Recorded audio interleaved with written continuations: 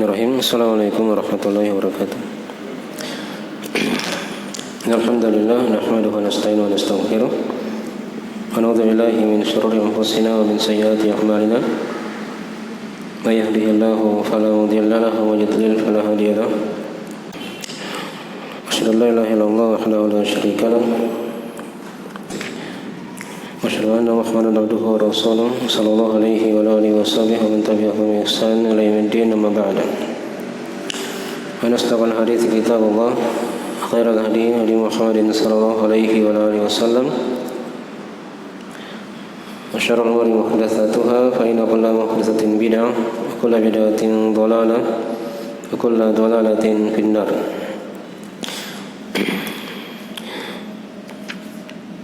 Masyaallah ikhwani fillah rahimani rahimakumullah.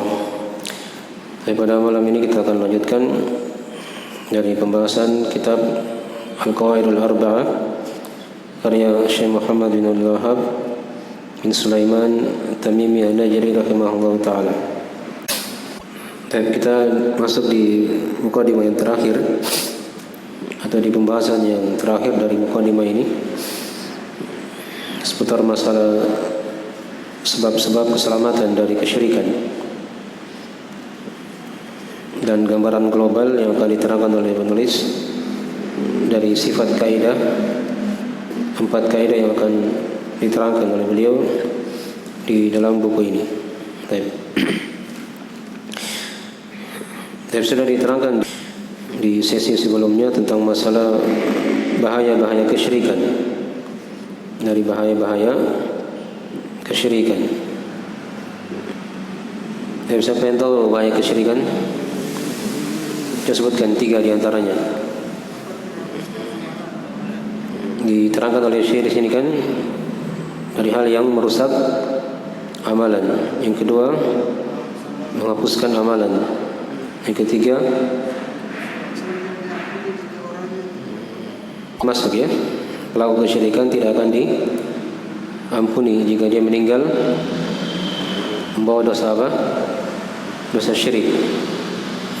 Dan yang keempat,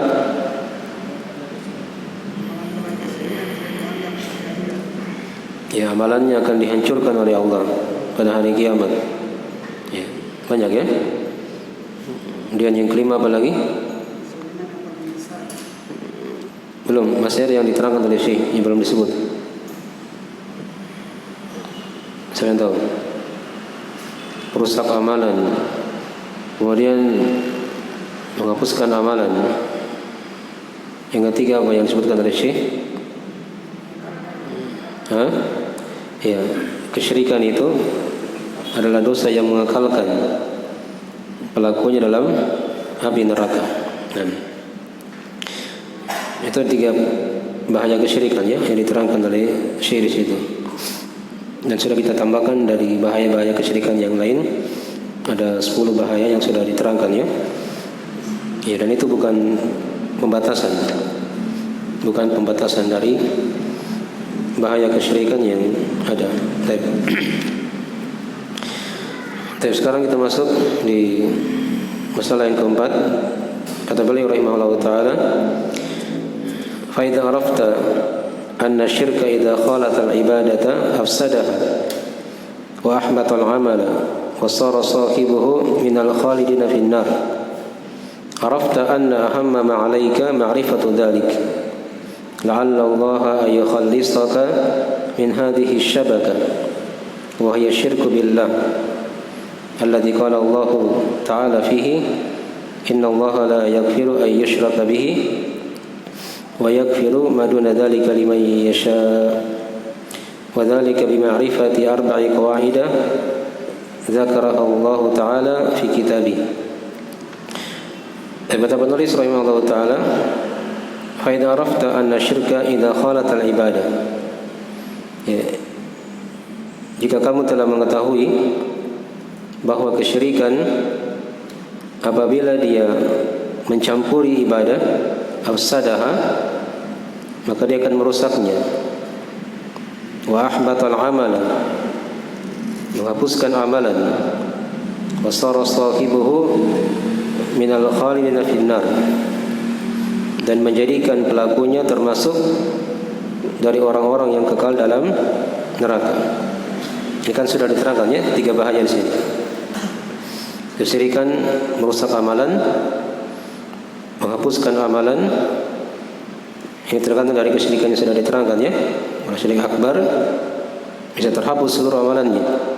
Kalau syirik asghar yang terhapus hanyalah amalan yang ada pada kesyirikan itu. Ya. Dan yang ketiga, menjadikan pelakunya dari orang-orang yang kekal dalam neraka. Ya. Nah, arafta anna ahamma ma 'alaika ma'rifatu dzalik. Ya. Kata Syekh, ya, kamu telah mengetahui bahwa hal yang terpenting atasmu adalah mengenal perkara itu. Ya. Jadi di sini beliau ingatkan kepada kita, hendaknya seorang itu dia kenal betul kesyirikan. Ya, dikenal baik-baik kesyirikan itu. Nah, la'alla Allah ayyukhallisaka min hadhihi syabakah. Semoga Allah ya melepaskanmu dari jerat ini. Ya. Wa hiya syirku billah, yaitu kesyirikan kepada Allah. Alladzi qala Allah Ta'ala fihi, yang Allah Ta'ala berfirman tentangnya, innallaha la yaghfiru ay yushraka bihi wa yaghfiru ma duna dzalika liman yasha. Sungguhnya Allah tidak pernah mengampuni dosa dia dipersekutukan dengannya. Akan tapi dia mengampuni dosa apa yang selain dari itu bagi siapa yang dia kehendaki. Ya. Wadzalika bima'rifati arba'i qawaida dzakaraha Allah Ta'ala fi kitabih. Dan hal itu ditempuh dengan mengenal, ya, mengetahui 4 kaidah yang Allah telah sebutkan dalam kitabnya. Ya. Baik. Di sebagian cetakan yang lain di sana tidak ada dari penyebutan ayat yang telah kita bacakan tadi ya. Ya, di cetakan yang lain hanya dikatakan la'alla Allah ayyukhallisaka min hadhihi syabakah wa hiya syirku billah wa dzalika bima'rifati arba'i qawaida dzakaraha Allah Ta'ala fi kitabih. Tapi itu cetakan yang lain ya.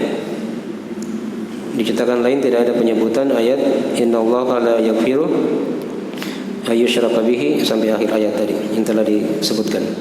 Baik. Jadi di sini beliau telah ingatkan kepada kita ya. Kamu sudah tahu 3 bahaya kesyirikan yang sudah diisyaratkan ya. Merusak amalan, menghapuskan amalan, dan menjadikan pelakunya dari orang-orang yang kekal dalam neraka. Ya. Maka kata beliau, ya, hendaknya kamu mengetahui bahwasanya hal yang terpenting atasmu mengenal perkara itu. Ya, mengenal apa itu kesyirikan. Ya. Jadi seorang itu dikenal hal yang jelek, itu bukan artinya dia ingin melakukannya, tapi untuk berjaga-jaga jangan sampai dia jatuh pada perkara yang jelek tersebut. Ya.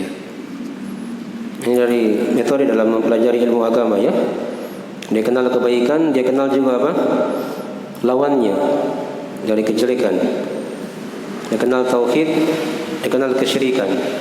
Dia kenal sunnah, dia kenal apa? Bid'ah. Dia kenal ketaatan, dia kenal juga dosa dan maksiat. Ya. Dia kenal hal-hal yang jelek tadi itu bukan artinya untuk dia lakukan, tapi untuk berjaga-jaga jangan sampai jatuh ke situ. Ini metode belajar dari para sahabat diterangkan oleh siapa? Oleh Hudzaifah bin Yaman radhiyallahu taala anhuma. Kata beliau, manusia itu di masa Nabi senantiasa bertanya kepada Nabi tentang hal-hal yang baik-baik. Tapi kata Hudzaifah, kalau saya tanya perkara yang jelek-jelek. Ya. Saya tanya perkara yang jelek. Fakuntu as'aluhu anisyarr makhafatan ayudrikani. Ya. Saya tanya perkara yang jelek Jangan sampai perkara yang jelek itu, saya khawatir jangan sampai perkara yang jelek itu menimpaku. Ya. Ini dari fikih para sahabat ya, dalam mempelajari ilmu. Jadi di sini Syekh rahimahullah taala menerangkan bahaya kesyirikan. Apa itu syirik? Itu bukan berarti agar seorang dia melakukan kesyirikan, bukan ya? Tapi untuk berjaga-jaga jangan sampai terjatuh padanya. Ini metode dari metode para sahabat. Ya, dari generasi as-salaf di masa dahulu kala seperti itu. Itu diwarisi oleh para ulama setelahnya dan seterusnya sampai di masa kini. Itulah kata para ulama diterangkan dalam bait syairnya, araftu syarr la li syarr walakin li tawakkihi wa man lam ya'rifil khaira min asy-syarr yaqau fihi.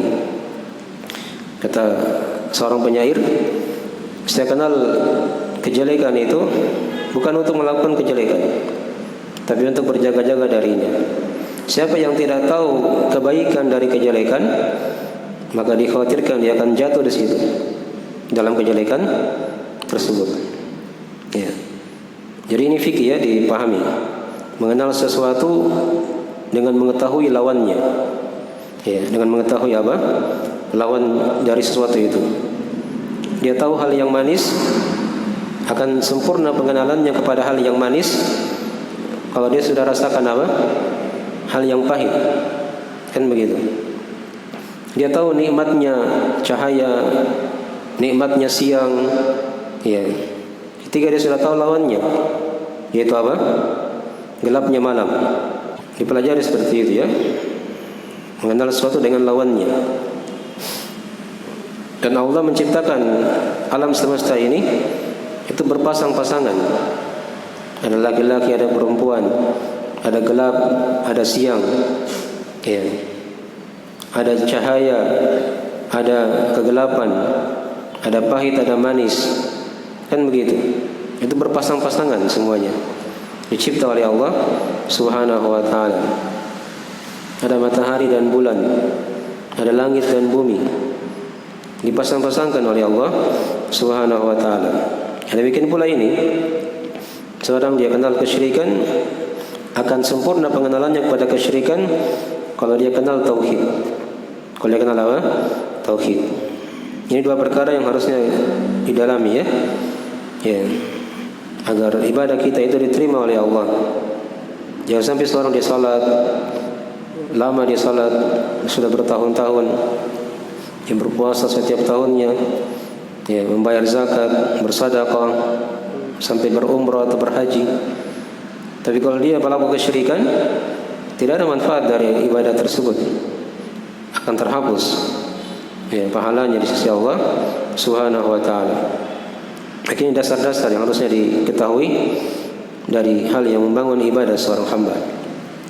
Maka beliau doakan kita di situ, la'allallah ayyukhallisaka min hadhihi syabaka.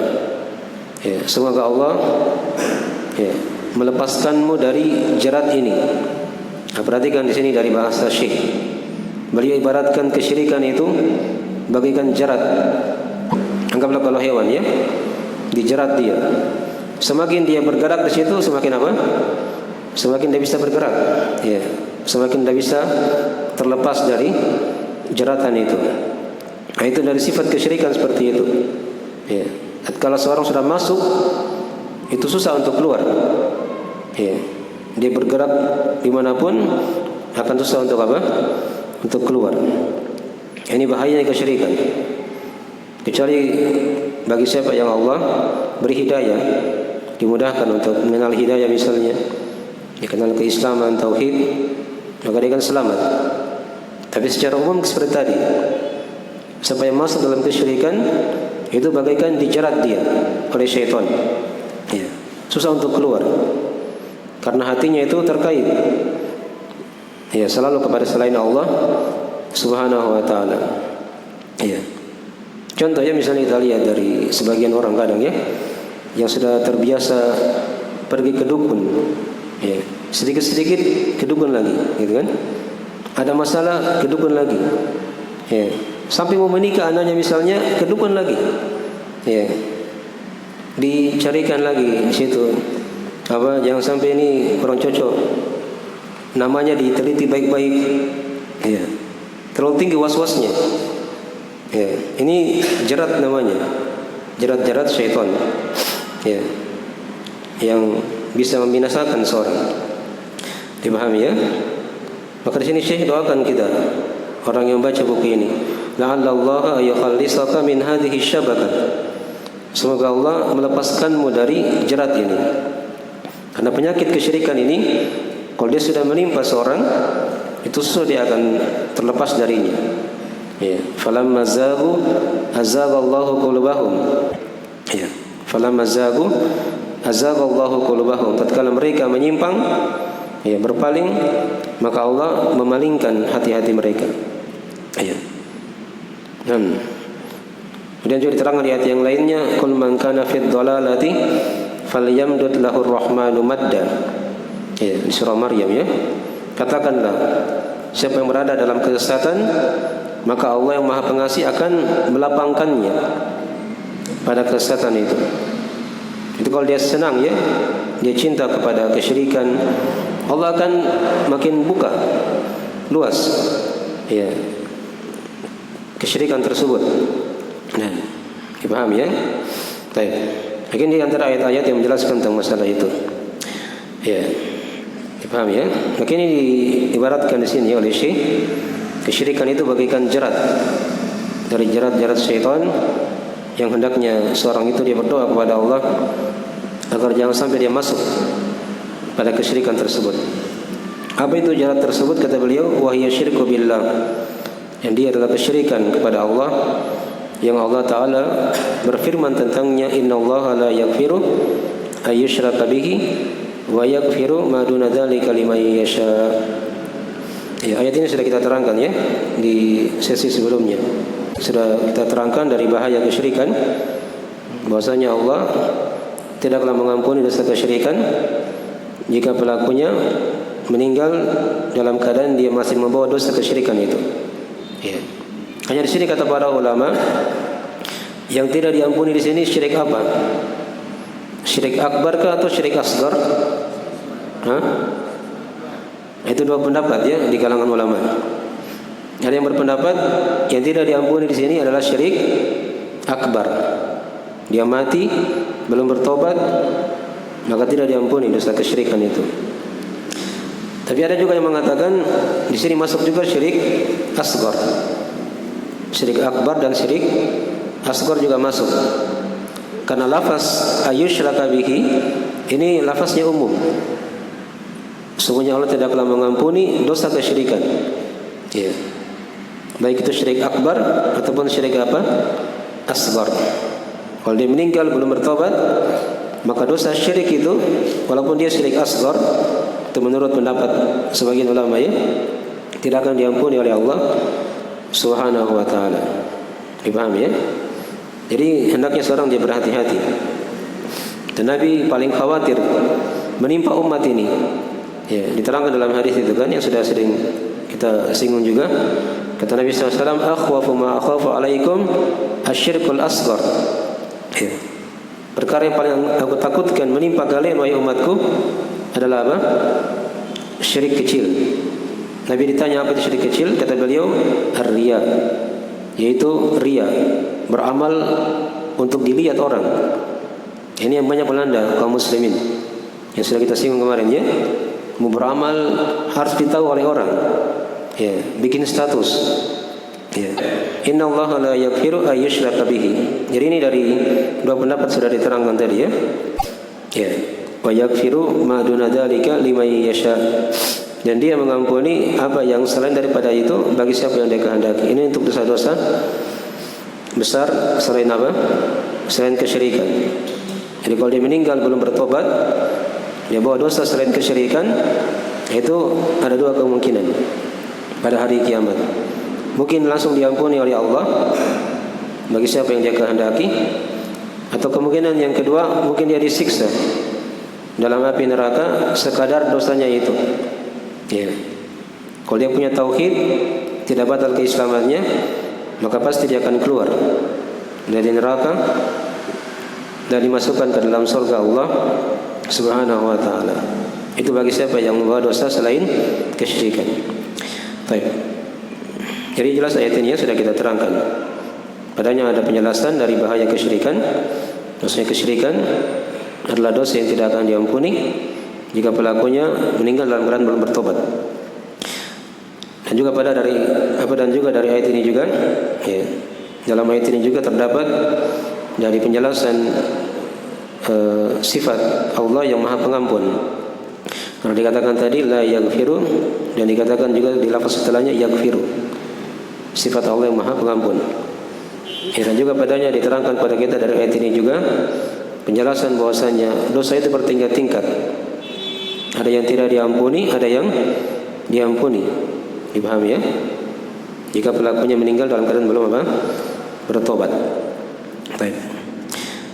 Dan di sini juga diterangkan kepada kita dari penetapan kehendak bagi Allah Subhanahu wa taala. Karena dikatakan tadi wa yaghfiru ma duna dzalika liman yasha.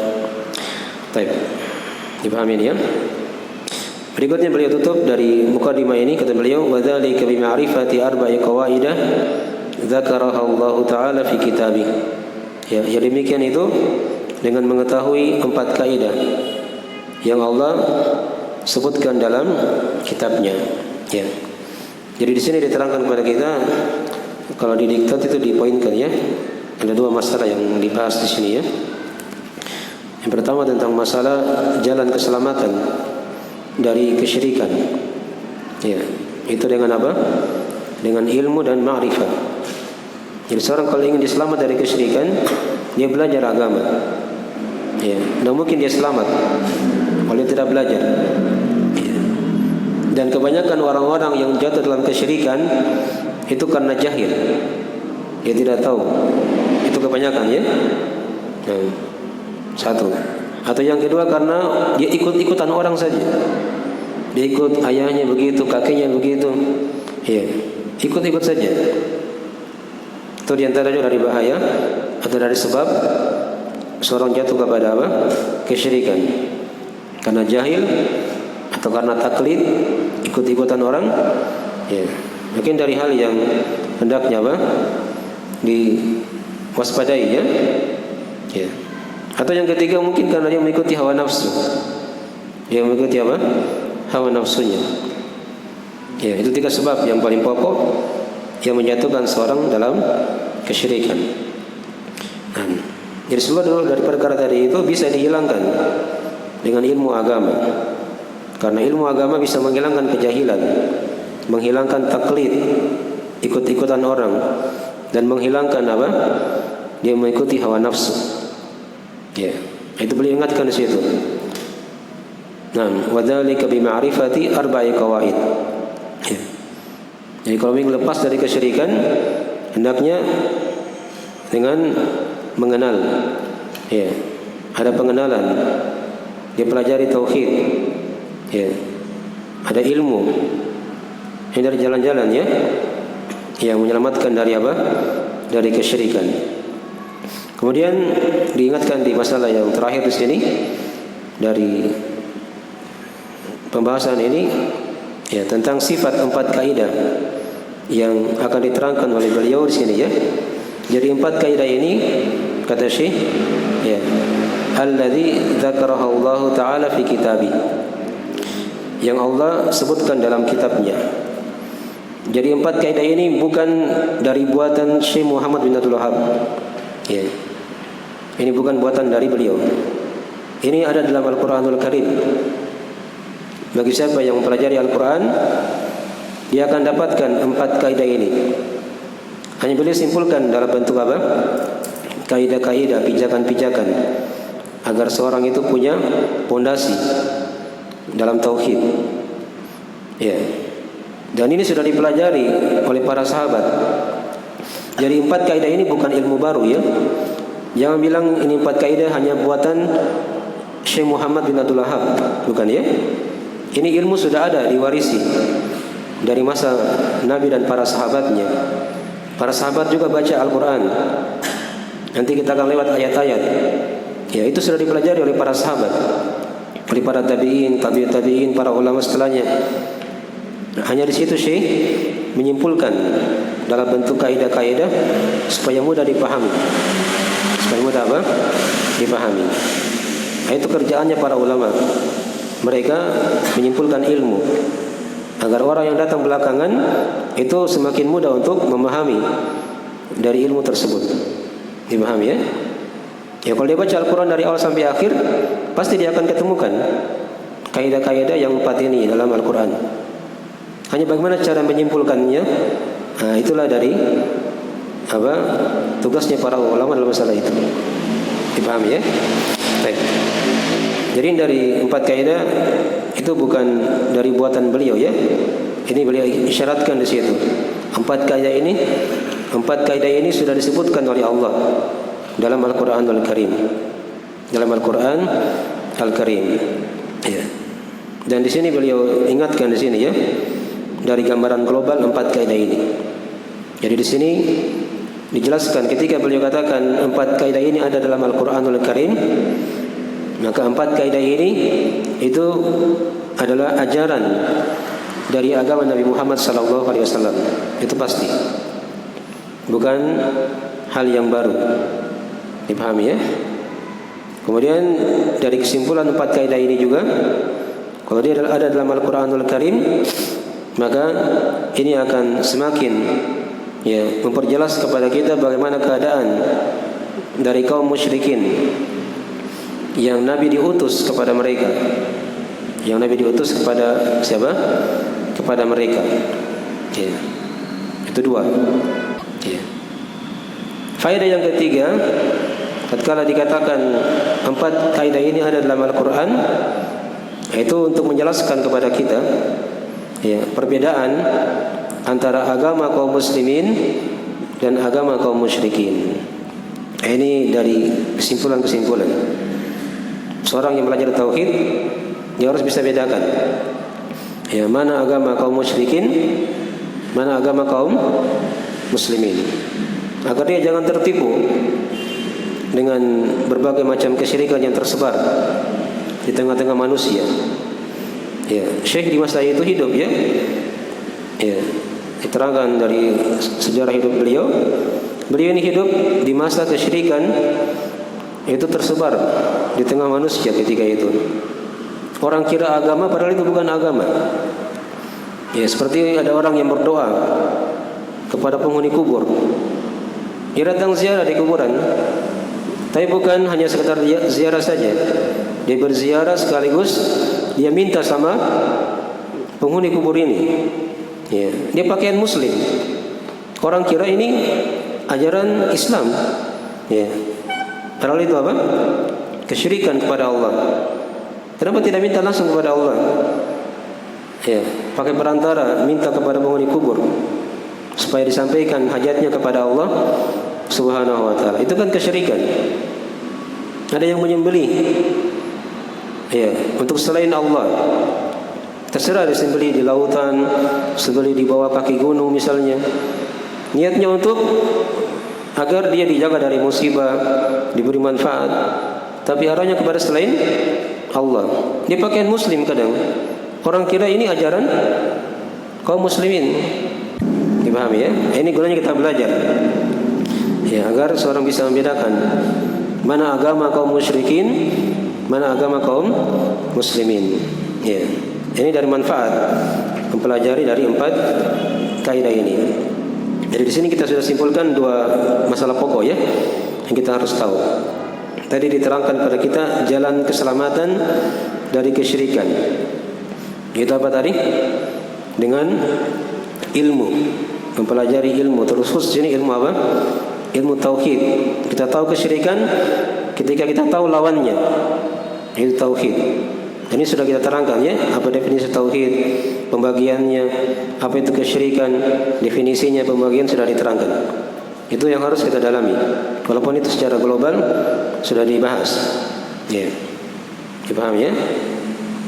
Itu dari jalan-jalan keselamatan. Kemudian di antara sebab juga keselamatan yang lain, yaitu dia mengenal 4 kaidah ini yang disebutkan dalam Al-Qur'anul Karim. oleh Allah Subhanahu wa taala. Itu jalan-jalan keselamatan.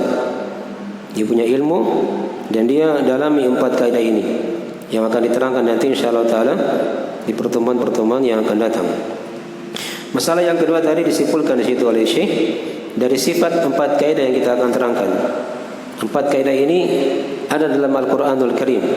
Ya, bukan buatan beliau. Dipahami ya? Ini ada ayat-ayatnya. Dipahami ya? Itu akan semakin perjelas nanti. Ya, tentang masalah ini.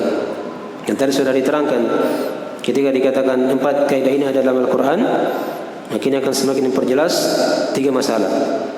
Yang pertama tadi memperjelas dari agama Nabi Muhammad SAW. Yang kedua memperjelas keadaan kaum musyrikin. Yang ketiga akan memperjelas perbedaan antara agama kaum muslimin dan agama apa? Kaum musyrikin. Itu diperhatikan ya dari inti-inti pembahasan dalam masalah ini. Baik. Berikutnya nanti kita akan masuk di kaidah yang pertama ya. Jadi kita sudah selesai menjelaskan dari pendahuluan-pendahuluan. Yang kita simpulkan di sini ada 4 poin pembahasan. Ya. Nanti berikutnya kita akan masuk di penyebutan kaidah-kaidah. Jadi kalau sudah masuk di kaidah ini nanti akan mudah insyaallah taala memahami kaidah-kaidah ini kalau dia sudah lewati penjelasan dari pendahuluan-pendahuluan yang sudah kita bahas. Dipahami ya? Itu cara belajar seperti itu ya. Ada pendahuluannya baru masuk kepada inti pembahasan agar mudah dipahami dari pembahasan-pembahasan yang akan disampaikan. Tapi ada juga dari sebab yang lain di sini ya, yang dengannya bisa ditambah juga agar seorang selamat dari kesyirikan. Itu dia berdoa kepada Allah Subhanahu wa taala. Ada doa yang bagus diajarkan oleh Nabi sallallahu alaihi wasallam kepada Abu Bakar As-Siddiq. Ya. Saya bacakan doanya di sini ya. Nah. Ya. Nabi itu pernah mengajar Abu Bakar As-Siddiq. Beliau terangkan di situ. Wahai Abu Bakar, ya, sesungguhnya kesyirikan itu akhfa min dzabibin namal. Ini kata Nabi ya.